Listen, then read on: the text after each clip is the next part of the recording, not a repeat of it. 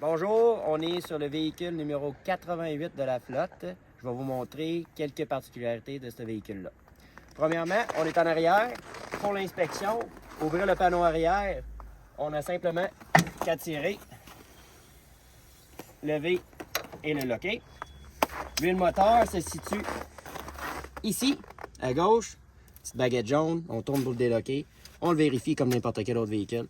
On pousse et on tourne pour le fermer.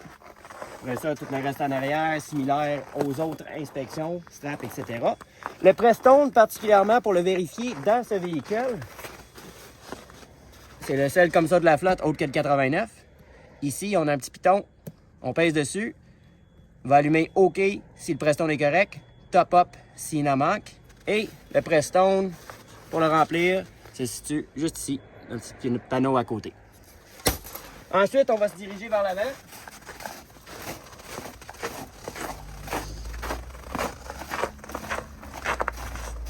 Pour ouvrir les portes de ce véhicule-là, le piton se situe derrière la roue en avant. On clique, quand la porte, il y a de l'air, on clique une fois, la porte va s'ouvrir. Quand il n'y a pas d'air dans le véhicule, on va cliquer une fois pour réveiller la porte et une deuxième fois pour le déclencher. Et ensuite, on peut venir tirer en bas ici sur les poignées pour ouvrir les portes vu qu'il n'y a pas d'air. On embarque dans le véhicule. Prochaine étape, ça va être vous montrer comment starter le véhicule. Pour starter le véhicule, on vient ici mettre Engine Ignition à On. Ça, c'est la batterie, le couteau si on veut. On attend encore une fois les tests, les glow plugs comme n'importe quel autre coach. Ensuite, on clique simplement sur Engine Start. C'est normal qu'il y a beaucoup de signes dans le panneau lumineux et que le véhicule crie autant que ça. Ces véhicules-là ont beaucoup d'électronique et d'avertisseurs sonores. Une fois que votre air va être remonté, ça va arrêter de crier. Pour l'instant, on voit que la porte est ouverte.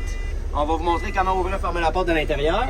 À gauche, indiqué par Entrance Door, on clique une fois et la porte va se fermer assez rapidement tout seul. Ensuite de ça, on va vous montrer, des fois quand elle crie, ça peut devenir talent. Il y a un piton ici à gauche qui va juste arrêter que ça crie autant. Ensuite de ça, sur notre panneau, on peut commencer par ici à droite. On voit, on a suspension, on peut la descendre et la monter. Fait que le kneeling de l'autobus, on tient pour descendre, on tient pour monter. Ici, c'est simplement la rampe qui se situe à droite, vu que le véhicule est muni de capacité de transporter des handicapés. C'est fonctionnel, mais pas très utile. On peut simplement ouvrir les portes et tenir pour ouvrir, deploy ou stow pour le fermer. Ensuite, ici, on a des lumières comme d'habitude. Dans le panneau du centre, on a nos deux gauges à air, 1 et 2. Il y a aussi 3 et 4 qui vont apparaître éventuellement dans le panneau du centre. On a aussi le DEF qui est l'urée. Fait qu'on voit ici, là, une demi est pleine. Fait que là, il en manque en ce moment. Fait que ça, c'est votre indication de l'urée du véhicule. Ensuite de ça, ici à gauche, on retrouve plusieurs affaires aussi. Les lumières en avant. OK. Ensuite de ça, l'autre important ici, c'est le Fast Idle, comme on retrouve dans toutes les Dennis. Fait simplement le mettre vers le bas comme ça. Et pour l'enlever, on le remonte. Ensuite, ici à gauche, on retrouve le parking brake de toutes les Alexander Dennis. Alors, on fait juste tirer pour le déloquer et le mettre à off. Et pour le remettre, on tire dessus. C'est simple. Transition à Allison, comme dans pas mal tous nos véhicules. Puis, ici en arrière, on retrouve le chauffage chauffeur uniquement. Alors, assez basic, là, les fans, l'intensité des fans et la température. On a ici le mode automatique. Fait que ça, c'est là. On a les essuie-glaces qui se situent ici. On tourne. Il y a plusieurs niveaux. 1, 2, 3, 4. Fait que on tourne pour activer. Si on veut mettre du lave-vite, on a juste à appuyer.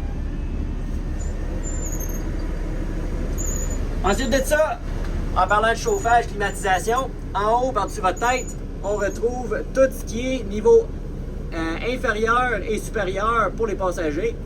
Ce système-là, on a un on-off. En ce moment, il est à on. On voit la lumière qui est allumée. On a la climatisation. En hiver, en ce moment, on ne l'active pas, mais en été, on peut mettre à la clim. Ensuite, ici, on a auto. Fait que souvent, on aime ça le mettre en auto.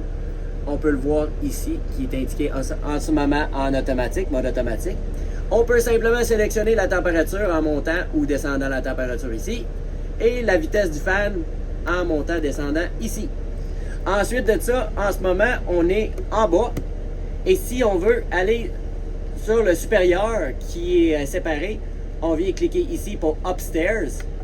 Il est allumé en Upstairs. Et là, on peut setter pour le haut uniquement. Pour revenir à bas, on clique une fois. Il n'est plus allumé. On est encore dans le bas. Par exemple, on ne touche pas au fan, comme on peut voir ici. Si on touche au fan, on enlève tout le mode automatique. Donc, il faut revenir peser. Donc, simplement régler la température. Là, normalement, le véhicule devrait gérer tout seul. Dernière petite affaire pour le véhicule 88 et 89. Les flasheurs droite et gauche se situent à vos pieds. Fait que, comme des bus de ville, pour flasher à droite, on tient. On lâche quand on a fini. Même chose pour à gauche. Faut tenir en tout temps. Et aussi, le I-beam. Les hautes se situent en haut ici. On clique une fois pour mettre les hautes. On clique une autre fois pour les enlever.